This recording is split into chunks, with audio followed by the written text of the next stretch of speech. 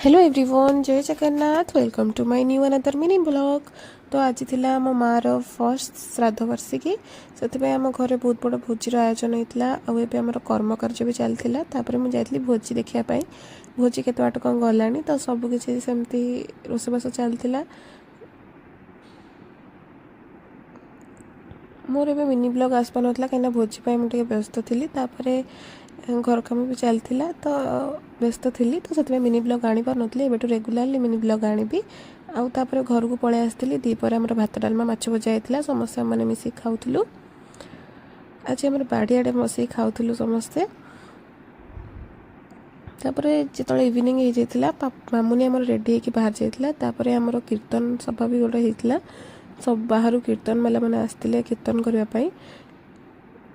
तापर कीर्तन सरला आम भोजी स्पॉट को जीवाई रेडी हो जाइलु। तापर मो सहित सरगम भी आज जॉइन होता तो तार मोर मिसिक वीडियोस बनाऊलु। आउ देखु आमर एपटे आमर भोजी माने व्यवस्था होती।